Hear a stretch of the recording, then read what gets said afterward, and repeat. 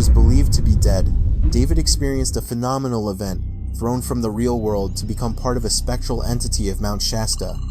In this new world, he met people long considered dead or missing, their bodies never found. His meeting with Amelia, a young woman sacrificed by her parents in a dark ritual for wealth, blossomed into a heart-wrenching love story. There was no day, no night, a perpetual twilight where the sun was never fully visible, nor were other celestial bodies like the stars and the moon. Yet, it wasn't complete darkness. I could still see, though everything was cloaked in a dim, hazy glow. Where am I?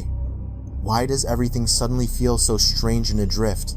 It was a bewildering state, one I couldn't comprehend. I truly couldn't.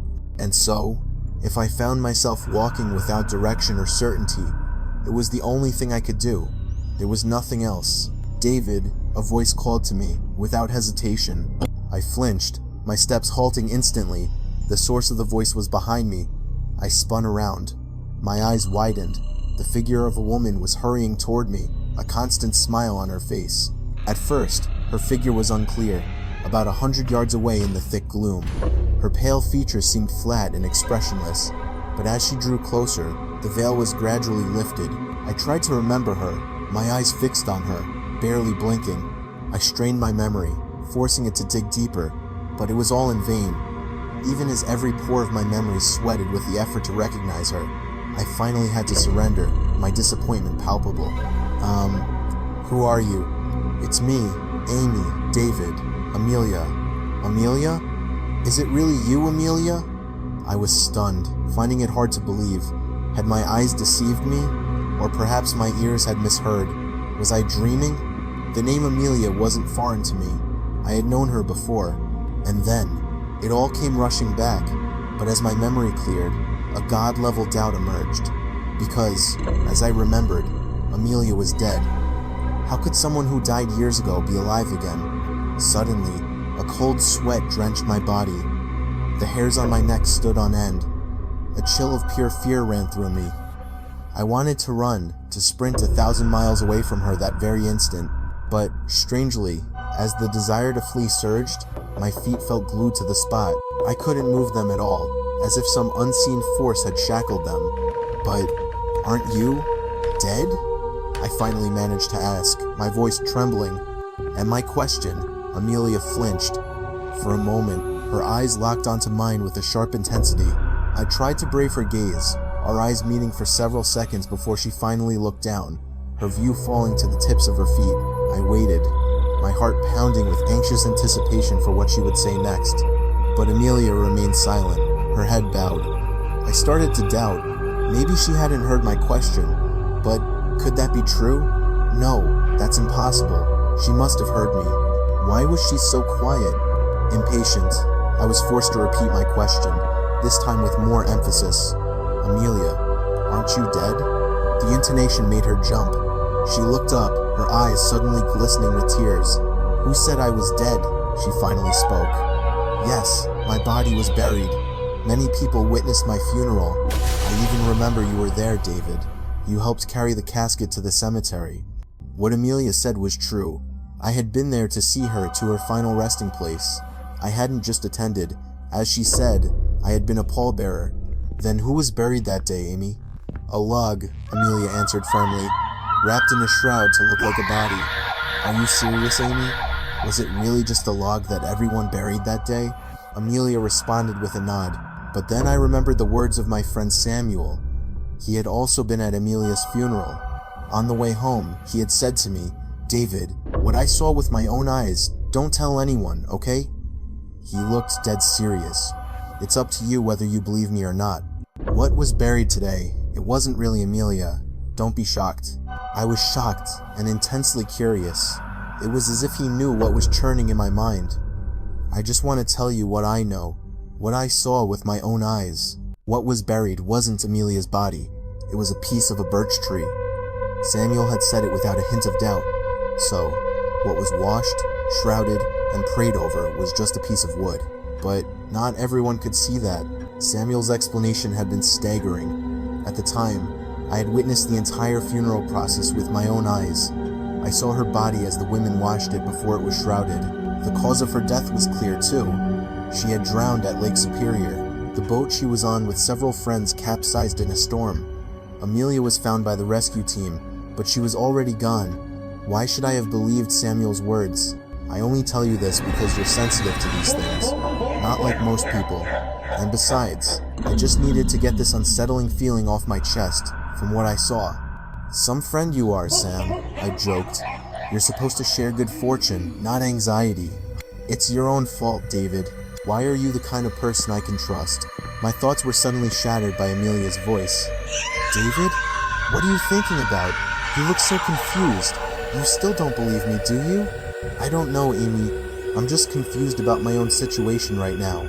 Don't think about it too much, David. Just live it. By the way, how did you end up here? It was a simple question, but one I couldn't easily answer, because I myself didn't know how it all began. How I suddenly found myself here, meeting Amelia, a person I was certain had drowned. Or maybe I was dead too, just like her? The thought gripped me, sending shivers of fear through my body. Somehow, Amelia seemed to read my mind. I was afraid she thought I was the same as her, I cried silently. She looked at me with a knowing expression, as if she understood the turmoil in my heart. David, calm down, she finally said. Time will answer everything. For now, you should just come with me. For a moment, I hesitated to accept her offer. Again, she read my heart with uncanny accuracy. Come on, David, don't be hesitant. Besides, where else would you go? All right, Amy, I'll go with you. Amelia looked happy to hear my decision. Her smile brightened, and she led me away from where we had met. We walked through what seemed like the bustling heart of a city. To our right was a 2-lane highway filled with the endless traffic of cars, the roar of engines, and the occasional honk of a horn adding to the noisy atmosphere. Amelia and I continued along the sidewalk under the dim, twilight sky. The surroundings were like any major metropolis. Skyscrapers clawed at the sky. We saw shopping centers, malls, supermarkets, office buildings, and apartment complexes. I kept asking myself, where am I really? I wanted to ask Amelia, but for some reason my lips felt sealed. I couldn't speak the words. I could only keep questioning it in my mind. Realizing this strange thing happening to me was, of course, a shock. But I came to accept it and remained silent, surrendering to wherever Amelia took me, trying to believe that everything would be okay. I tried to keep myself busy by looking for clues about my location. As we walked side by side, I scanned my surroundings, hoping to find signs, street names, or anything written, but it was useless. Not a single nameplate was visible on the streets or in front of the buildings. In this metropolitan place, I couldn't find a single word indicating a name or location. Not only that, the bustling highway full of vehicles was a stark contrast to the scarcity of pedestrians. People walked alone, in ones and twos. No one gathered or mingled. It seemed there were no greetings exchanged. Everyone was silent, creating a stiff and frozen atmosphere. Our journey finally brought us to the edge of the city. My eyes were once again met with a stunning sight. I don't know how it happened, but suddenly I was standing before a complex of buildings whose architecture reminded me of the grand mountain lodges of the Gilded Age. The main building was a massive hall with a sprawling timber-frame design. Its grounds were vast, decorated with ancient sequoia trees in several corners. Other trees adorned the grounds: white birch, pine, and cypress. I even saw many weaver bird nests hanging from the pine trees. "What is this place?" I said, surprised that I could suddenly speak again. My voice no longer locked away. Amelia glanced at me with a small smile. Without wasting any time, I took the opportunity to ask her as she led me to a stop at one side of the complex's main gate. The gate was a magnificent archway of stone and timber. The pillars supporting the arch were adorned with reliefs of swirling vines and lotus flowers. 2 statues of what looked like guardian figures stood on either side of the pillars. A carving of a fierce mask was set right in the center of the archway. "We will live here, David." "What? We're gonna live here?" I was shocked, amazed, and disbelieving. Amelia's statement was completely unexpected. I stared at her, trying to gauge the sincerity of her words. Just as I was about to question her further, 2 guards who had been standing at attention suddenly moved to apprehend me. "Wait," Amelia shouted, stepping in front of me. "Don't!" The guard paused, stunned by Amelia's words. He brushed aside her hand that had grabbed his arm and reached for me again. Seeing this, Amelia quickly blocked his path, standing between me and the guard. Then she said to him in a firm voice, "He is my friend." The two guards froze. Amelia looked at their faces. The tension was palpable, the atmosphere stiff and frozen. "He is my friend," Amelia repeated, breaking the silence as she introduced me. Then, she looked at me with a smile and said, "David, go ahead and introduce yourself." Yes," I said. "I'm David, a friend of Amelia's." I introduced myself to the guards, who introduced themselves as Silas and Sawyer. I extended my hand and shook theirs one by one. They both mentioned their names, Sawyer and Silas, while nodding and offering a slight, simultaneous smile. "Welcome, David, welcome." "Thank you, sir. Thank you," I replied, trying to be as friendly as possible. What a relief. The fear slowly began to fade. The two guards started to show some warmth, no longer as rigid as before. "Well, Sawyer, Silas, we're going inside now," Amelia said, excusing herself after a few moments of small talk with the guards. With a gesture, she asked me to follow her. The guards offered to escort her, but Amelia politely declined. "Thank you, but that's not necessary. I'll go in with David." They were permitted to enter the sanctuary. What next? Should I just trust what Amelia said? Because of her, my heart began to calm, but I still felt like a stranger in these surroundings. I kept asking myself, in what part of the world am I right now? I mumbled to myself, at the peak of my agonizing feeling of alienation. Suddenly, I remembered the wise words of a philosophy professor I once knew. Even in a place I've never visited, I never feel like a stranger.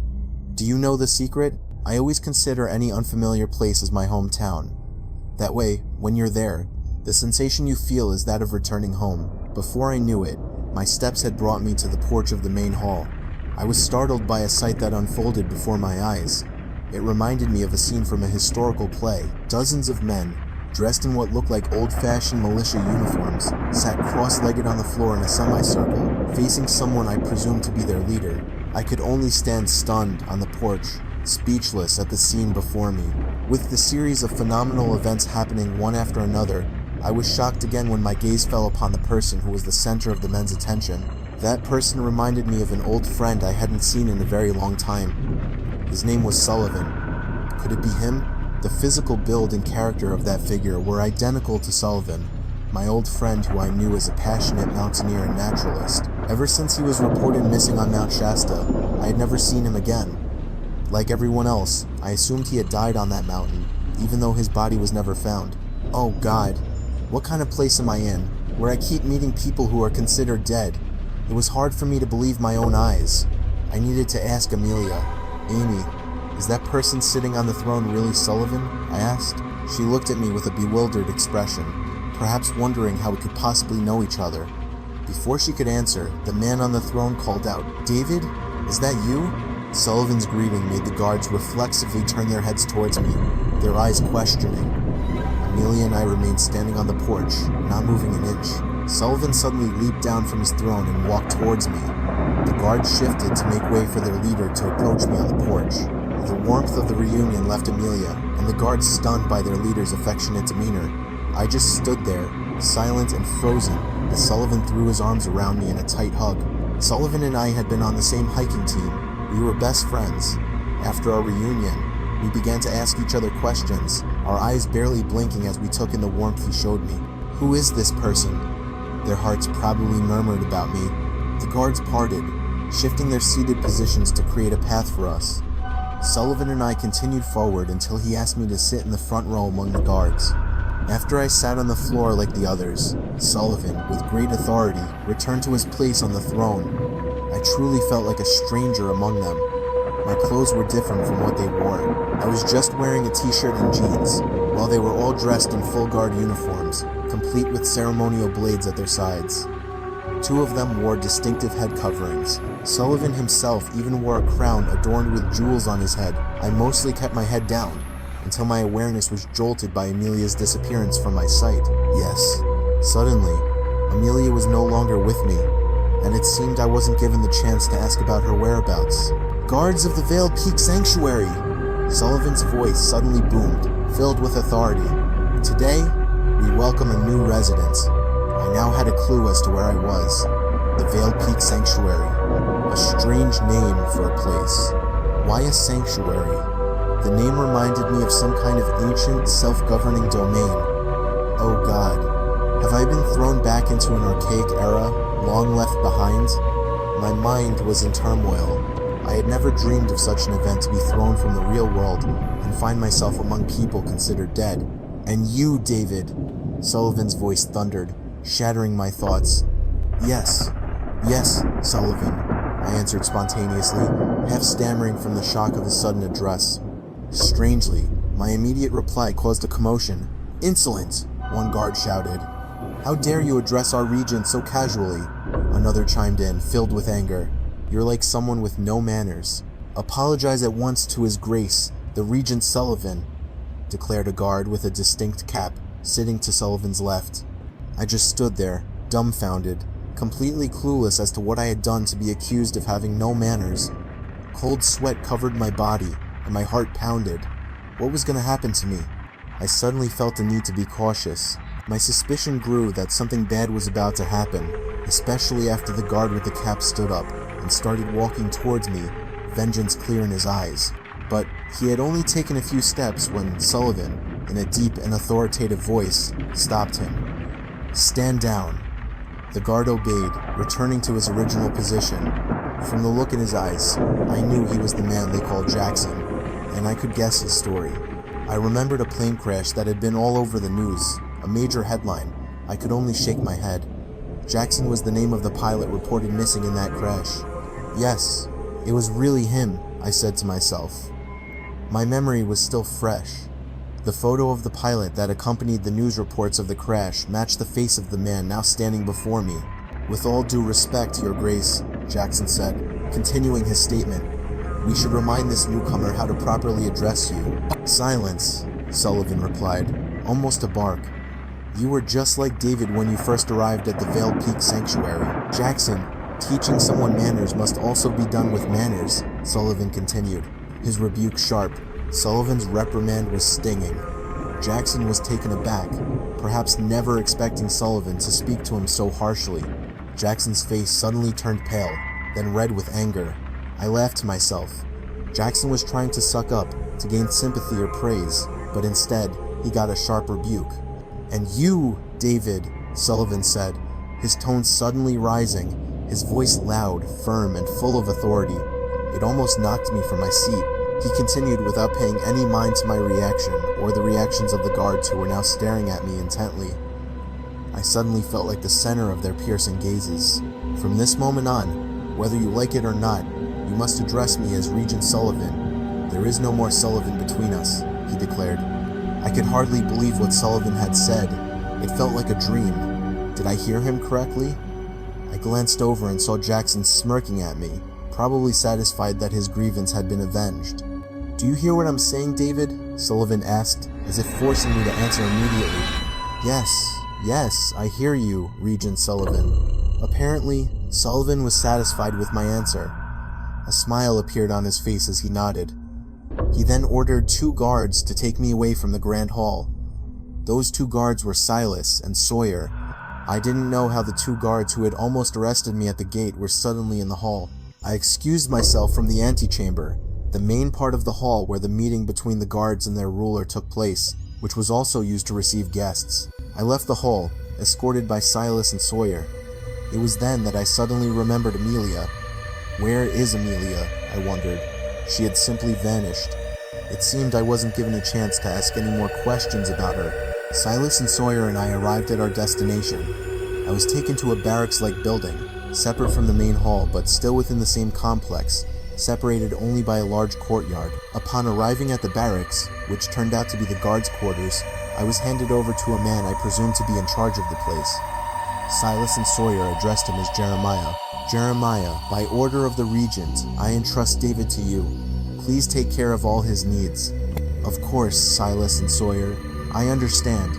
I will carry it out to the best of my ability, Jeremiah replied. There was no further ceremony. After handing me over to Jeremiah, Silas and Sawyer promptly left. I didn't know what I was supposed to do in this place. I could only stand there, dazed, waiting to see what would happen next with a sense of anxious hope. "David," Jeremiah greeted me, his gaze somewhat awkward, yet as if he had known me for a long time. Yes, Jeremiah. From now on, you will live with me and the other guards here. This place is called the Castellani. Ever since I was thrown from the physical world, and then cast into a dimension of space and time that was incredibly difficult for me to understand, I had been alone. My world was now different, completely different from theirs. My world now rendered every inhabitant invisible. My mother could no longer see me, nor could my two younger sisters, or anyone else. They couldn't see me as a physical being that could be touched or felt. While they couldn't see my physical form, the opposite was true for me. I could still see them at certain times, but only see, without any interaction, let alone a conversation. Even if I were to stroke their hair as gently as a whisper, they wouldn't hear me. I would never have experienced this phenomenal event. I never saw a bright sky. I never saw the stars scattered across the heavens. I couldn't see the beauty of a full moon. I could never even distinguish the boundary between day and night, because the conditions were always dim and misty, and the pores of my body suddenly felt blocked. It happened so suddenly, with almost no preceding process. Yes, just like that, my state changed completely from before. Strange, and almost incomprehensible to reason. Oh, perhaps this is what is called a parallel reality. I once studied philosophy at UCLA. There is another world, an unseen one, around us. A friend had told me back then, but not everyone can see it. They can only sense the phenomenon of its existence. What do you mean? Even sensing its presence is not for everyone. Only those gifted with extrasensory abilities can, he had said. According to my friend, in this unseen world, in the context of this parallel reality, there is also social life, just as there is in the real world. The activities are not much different. There are cities, magnificent buildings, highways with bustling traffic, busy citizens, and even social strata, just like in the real world. They have governments too, my friend had said, going further. Suddenly, my friend's face flashed in my mind's eye. A wave of longing washed over me. I wanted to see him, and my mother, and my two younger sisters, Wendy and Sarah. I woke up when the guards in my barracks were all fast asleep.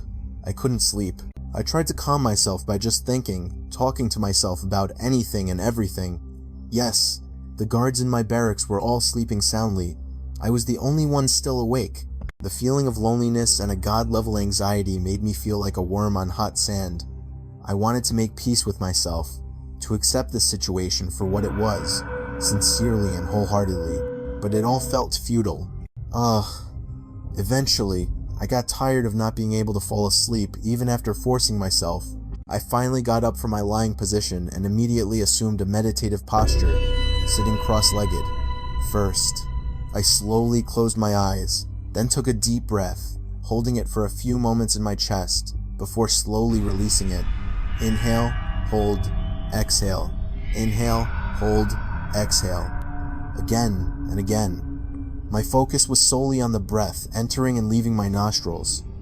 The more reverently I felt my breath, the more I let go of my attachments and desires. It was as if I could hear the mournful cries of each of my desires lamenting their fate. My mind suddenly became empty, utterly silent. My soul felt calm, tranquil, and peaceful. My nerves relaxed, untangling from their frozen knots. I tried to enjoy the silence, entering a quiet corridor of time. For some reason, the faces of my loved ones, my mother, my two sisters, appeared one after another in my mind. And that's when it happened. A powerful force emerged, so immense that it threw me from the atmosphere of silence. I found my body already in the front yard of my house. Truly, in the yard of the house where my mother and sisters lived. I was half dead with shock from this phenomenon. I didn't know how I got here. It had only been a few seconds since I was in the Castellani. I stood frozen in the yard, my gaze fixed on the clusters of jasmine and gardenia bushes. The captivating fragrance of the two flowers filled the air. As I was about to step into the house, my eyes caught a pair of fireflies, their lights twinkling as they flew. My steps paused until the fireflies disappeared from view. I didn't want to pay them any mind, only wanting to step into the house. I was standing on the porch. The front door was wide open. The lights inside were bright. There were many people in the house, mostly men. I knew almost all of them. They were my neighbors. It was a shocking sight. I wondered what was happening. They were sitting cross-legged in a circle on mats. In the middle of them were neatly arranged plastic bags, which I could tell contained boxes of food. A memorial service? What is this? My mind was abuzz with questions. After standing frozen on the porch for a while, I came to my senses and spontaneously said, "Hello?" Strangely, not a single person in the house answered me. I thought maybe my voice was too soft for them to hear. They all seemed engrossed in their own conversations. This time, I spoke right at the doorway. "Hello?" I hoped my greeting would be answered, but it was in vain. No one responded. I was bewildered, annoyed, and disappointed. I couldn't understand how my loud greeting went unheard. I said it 3 times in a row, my voice as loud as thunder. "Hello!" How could they all suddenly be deaf? They continued their conversations, sometimes punctuated by laughter. Overcome with curiosity, I walked into the house and sat among them. Strangely, no one seemed disturbed by my presence. I grew more and more baffled by my own condition. They truly couldn't see me. They truly couldn't hear my voice. It was as if they were all blind and deaf. What should I do now to get a reaction to my presence? I thought hard, until an idea came to me. I would tap them one by one, but it was the same. When I tapped each of them, there was no reaction at all. Frustrated, I impulsively slapped their faces one by one with all my strength, but it was useless. They seemed to have lost all sensation. Oh God, what am I? I was bewildered, before finally breaking down in tears in a corner of the living room where the service was being held. No one cared about my weeping. A moment later, I saw my Uncle Ben approach Mr. Peterson. Mr. Peterson was an elder in our neighborhood, often asked to lead community events like prayer vigils or memorial services.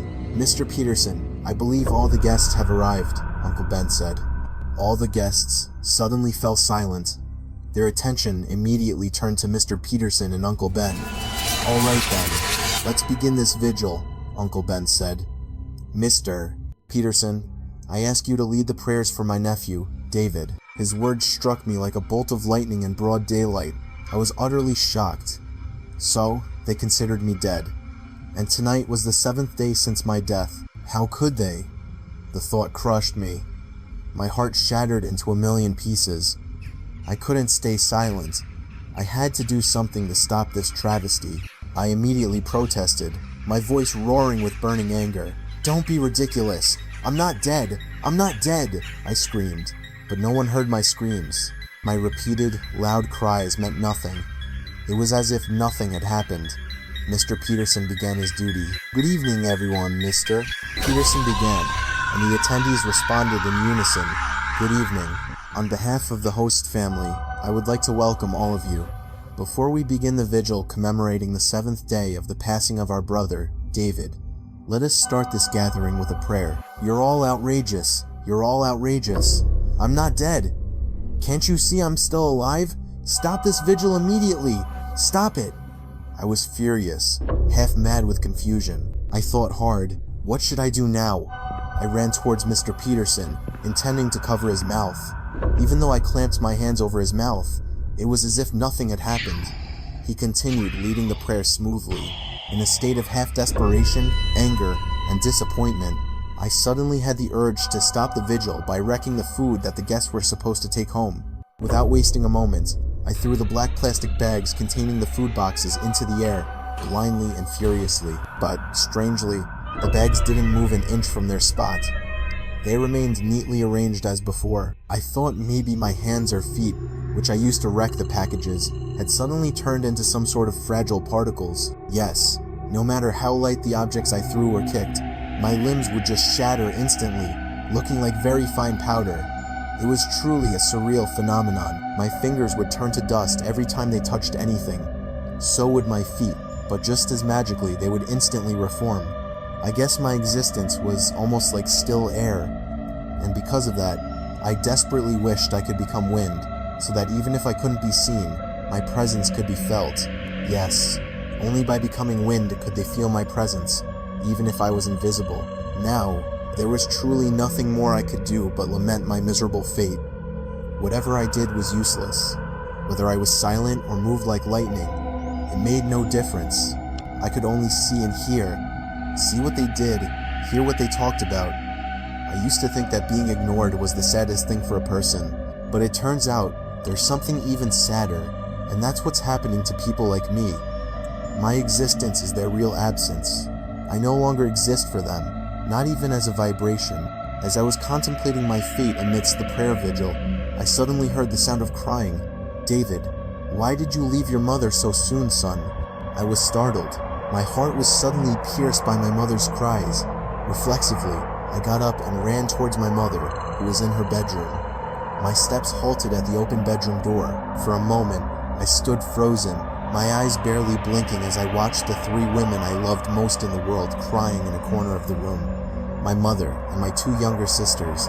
My mother was sitting, leaning against a pile of pillows, her legs stretched out, half her body covered by a thick blanket. Also, in my mother's room were a few neighbors who had come to offer their sympathy to my family.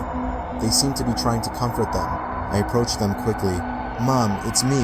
I'm here. I'm still alive. I'm still alive, Mom. Wendy, Sarah, don't you see me? It's me, your brother. I'm here. I'm not dead." Still, there was no reaction, even though I raised my voice so loud that my eardrums felt like they would burst. "I'm not dead. I'm still here. Look, I'm still with you all." I sat near them. I could feel their sense of loss. My mother's sobs continued unabated. My name was constantly mentioned in her deep, heartbreaking lamentations. My two sisters were also visibly devastated. Their eyes were swollen, their faces etched with deep sorrow. I couldn't see any acceptance in them. They were truly shattered by my loss. I could do nothing. Anything I did to make them aware of my presence was futile. I could only cry silently. The me of that moment and the me of the present resided in my heart. I had also felt a great loss before, but not as devastating as what I was feeling now. That sadness and devastation occurred when my father passed away. Death had claimed him suddenly, when we all still desperately needed him. As the eldest son, my father's passing brought heavy consequences for me. I had to take over his role in the family, sacrificing many things for the survival of my mother and my two younger sisters. The vigil for my 7th day of passing finally came to an end. The guests left, each carrying a bag with food and cakes. Soon after, the neighborhood women who had been helping in the kitchen also left. After the guests and helpers were gone, only my mother, my two sisters, and Uncle Ben remained. The three of them were skillfully folding the mats on the floor before stacking them in a corner of the room. The job of clearing the mats was finally done. Sarah had also swept the floor clean. The next task was to put the furniture back, like the tables and chairs. Uncle Ben seemed to be leading the task, but when lifting a long sofa, he needed Wendy's help because it was too heavy for one person. Seeing them so busy, I didn't want to just stand by. I wanted to help them, but my condition was not cooperative. Whatever I tried to hold, I could never grasp. For example, when I wanted to help fold the mats, they didn't move an inch. The same thing happened when I tried to help Uncle Ben move the furniture from the porch to the living room. My hands couldn't grip the furniture. They felt like a cloud that could pass through anything without changing the object's form. At first, I didn't believe this change in myself, but after trying repeatedly with the same result, there was no reason not to believe it. Faced with my strange, phenomenal, and absurd condition, my mind was suddenly gripped by terror and fear. Everything that was happening to me was completely irrational and beyond human comprehension. Perhaps it's true. I am already dead, as they believe. My presence is just my spirit. It's my spirit that brought me here to meet my family and neighbors, and that's why there's no interaction between me and them. Their world is no longer my world. But if I am truly dead, why wasn't there an angel of death to collect me when I departed from their world? Why were there no angels to question me in my grave? To this day, I haven't seen any angels questioning me. I sat motionless in a corner of the living room, leaning against the wall with my legs stretched out. The furniture was all back in its place. Uncle Ben didn't go home right away. He was still sitting in the living room, accompanied by Wendy, while Sarah was nowhere to be seen. "Wendy, you need to understand your position in the family now," Uncle Ben said, his voice trembling. Wendy looked as if she didn't understand what he meant. She glanced at Uncle Ben, but nodded anyway. "When David was still with you," Uncle Ben continued, "he was the backbone of the family. Since your father passed away, David took on his role, I am so proud of him. For the future of his sisters, David was willing to sacrifice his college education and work to provide for the family and your education. At this point, Uncle Ben's conversation with Wendy suddenly stopped. The atmosphere became silent. I suspected that Uncle Ben was going to ask Wendy to find a job and quit college. The thought made my heart ache. "Does that mean I have to quit college and find a job, Uncle Ben?" Wendy blurted out, breaking the silence. It turned out her thoughts were the same as mine. Uncle Ben was taken aback by her question. "Oh no, you don't have to quit college." "But how will we afford it, Uncle?" Wendy asked, unable to hide her anxiety. She looked very serious. "Don't you worry about where the money will come from. Let that be my responsibility. You must finish your degree," Uncle Ben said earnestly, making my heart feel light and happy. "Thank you, Uncle Ben. Thank you so much for your help." "Don't thank me, Wendy. To me, nieces are like my own children, so you are my child too. The same goes for Sarah." I was moved to hear his words. Uncle Ben was indeed a very good person. His desire to share was immense and sincere. I was proud to have an uncle like him. "You know, when your father passed away, I didn't agree with David's decision to quit college. I really wanted him to continue until he graduated, but your brother was stubborn. You know how strong-willed he was. I was very disappointed back then. It was as if I wasn't given the chance to help your late father." He explained that wanting to do good requires not just ability and intention, but also opportunity. Now, I truly regretted disappointing a good man like Uncle Ben. I hadn't given him that opportunity. I felt selfish. Uncle Ben was my late father's younger brother, and he never denied that he became who he was thanks to my father's help. A sudden urge to apologize to Uncle Ben washed over me. I rushed towards him and hugged him tightly. "I'm sorry, Uncle Ben. I'm sorry I didn't give you the chance," I said, filled with regret. Uncle Ben didn't react at all. He didn't feel my hug, nor did he hear my plea for forgiveness. Once again, it was my phenomenal existence. As I held him tightly, my body felt like a form without substance. It was as if I was just a manifestation composed of matter with no mass. Perhaps that's why my invisible presence couldn't produce any sensation. "Wendy, I just want to advise you and remind you," Uncle Ben said. "I hope you can be more understanding of your mother's emotional state after David's passing. In short, you need to be more considerate of your mother and your sister Sarah. You have to be the caretaker now." "Yes, Uncle Ben. I will try to be what you expect me to be." Feeling the futility of my actions, I released my embrace. After hitting a wall with everything I tried, I attempted to make peace with myself. I tried to let go and keep letting go, accepting a separation until I no longer felt sadness. When I was able to feel a sense of relief filled with sincerity, I experienced a peace that I couldn't describe with words. Coinciding with this peak of peace and silence, I suddenly felt a powerful force of unknown origin.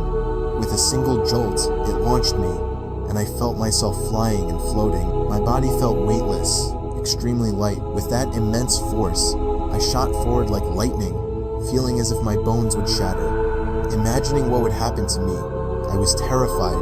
With a high reflex, I squeezed my eyes shut with all my strength. I really didn't want to see what happened next. My whole body was suddenly drenched in sweat, my heart pounding. I had never felt such extraordinary fear before. I didn't want to imagine what would happen next. After a long time of anxious anticipation, I finally opened my eyes when nothing happened. My eyes were now wide open, and it turned out that nothing had happened to me. I was shocked to find that I hadn't gone anywhere. I was still on my bed, sitting cross-legged in a meditative posture. It was a startling realization. I thought I had gone home and met my mother, my two sisters, Uncle Ben, and the neighbors who attended the vigil. But none of that had actually happened. I was still in the barracks. Oh, so what had just happened to me was just an astral journey, just astral traveling. Our ancestors used to call it soul projection. This phenomenon can occur because, metaphysically, our body consists of a physical body and an astral body. Between these two bodies is a connecting cord called the astral cord. Yes, the one that had just met my family was only my astral body. My physical body had never gone anywhere except to remain in the barracks of the Veiled Peak Sanctuary. During astral travel, my consciousness followed my astral body. It was my consciousness that automatically recorded every event during my astral body's departure from my physical body. I finally understood why the people I met couldn't feel my touch. When I hugged my mother, my sisters, or my uncle, it wasn't my physical body doing it, but my astral body. Now, my astral body has returned to my physical body, held back by the astral cord. I came to realize my situation. I was no longer in the everyday world I knew. The Veiled Peak Sanctuary wasn't my place either. My existence was an absence to the people of the real world. No matter how stubbornly I tried to show myself to them, it would only be in vain. As I was contemplating my existence, I suddenly heard the clear, tinkling sounds of a harp. The melody came from a pond located in the women's quarters of the complex. From where I was, I could see a woman with shoulder-length hair, left to hang loose. She was the one playing the harp by the edge of the pond, which was full of lotus flowers. The tinkling melody of the harp flowed beautifully to my ears. I enjoyed it, getting lost in the gentle, clear notes. My whole body suddenly tingled when the woman turned her head. She then continued to play her harp. Maybe she felt someone was watching her, as she couldn't hide her unease, and it turned out that woman was Amelia. I wanted to get closer to her. I crept towards her, not wanting to disturb her playing. I moved carefully so she wouldn't notice me. Amelia was still engrossed in plucking the harp strings when I got very close to her. I stood about 10 feet behind her, so absorbed in her playing, Amelia didn't realize my presence. The instrumental melody was soft and serene. I was amazed at her skill in playing the harp. She played a piece by Lorena McKennitt with such skill and emotion. When she finished the piece perfectly, I spontaneously gave her a round of applause. "Your playing is absolutely amazing." It gave me chills. "Oh, David!" Amelia exclaimed, unable to hide her surprise. "I'm sorry if I disturbed you." "Oh, no, not at all." David didn't. I was shocked to see Amelia's eyes welling up with tears. Despite that, she still forced a smile. Amelia's words trailed off. Her tears fell, but she tried to hide them from me by turning her face away to wipe them. What was making her so sad? I whispered to myself, wondering. I could see a cloud of gloom on her face, as if she had lost her light. I wanted to ask what was making her sad, but I couldn't find the right words to start. So, I just asked plainly, "Can I know what's making you so sad?" Amelia took a deep breath. There was a hesitation in her heart, whether to speak or remain silent. Her eyes gazed into the distance. "If I could choose, I would choose never to have been born into this world, if it was only to be thrown away like this," Amelia continued, her voice trembling. "Thrown away? What do you mean, Amy?" "Yes, thrown away, like trash. My birth in the world was apparently just to be discarded by my parents. I was made a sacrifice for their dark ritual. Now, I can only lament my fate here. There are many people like me here, people who have been cast away by their families." My memory drifted to the past. Samuel's face suddenly appeared in my mind. Yes, Samuel was the first person to inform me about this, right after Amelia's funeral. My memory of it became even clearer. "But don't just believe what I say, okay?" Samuel had said. Finally, hearing Amelia's own confession, there was no reason for me not to believe Samuel's words. I silently praised his incredible sensitivity. What if I'm no different from trash? Amelia's voice suddenly broke into my thoughts. Sacrificed by my parents. This thought was suddenly erased as I remembered what my own parents were really like. It was impossible. My parents were not obsessed with wealth. "David, I still don't know what caused you to end up lost here," Amelia asked, shattering my thoughts. Hearing what Amelia had said, I could imagine the pain in her heart. For a moment, I could only be silent. I wanted to comfort her. "Amelia," I began, looking at her. "I myself am confused about my own situation. I don't know how I ended up in this state. It feels like there's nothing I can do except try to accept it." This was the solution. In this unseen world, I could only surrender and accept my situation because it wasn't an intentional act by my parents. The parents who raised me, educated me, and brought me up with love. It was different from being a ritual sacrifice. I could understand feeling useless and discarded. Perhaps that sense of worthlessness was what Amelia felt, making it so difficult for her to accept her reality. Poor Amelia. My compassion for her fate suddenly stirred. If that had happened to me, I might have been just like her. Perhaps I also couldn't have easily made peace with myself. It was too painful. But I just want to say this, I offered. By constantly dwelling on the bitter things that have already happened to us, aren't we just freezing our ability to forgive? Amelia was taken aback. She looked at me sharply. I could almost see a glimmer of enlightenment in her eyes. Perhaps what I had said, unintentionally, had hit the mark. I then pulled her into an embrace. Amelia buried her face in my chest, crying her heart out. I could feel her calming down.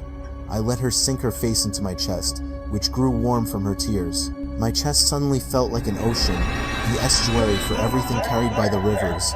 And those rivers sometimes carry trash, sometimes waste. Yet, the ocean doesn't become murky or angry. It will never prevent humans from breathing the air. I separated Amelia from my chest. I stroked her hair. I smelled the fragrant scent of her hair, which pierced my nose. My hand on her head, I suddenly felt a vibration I had never felt before.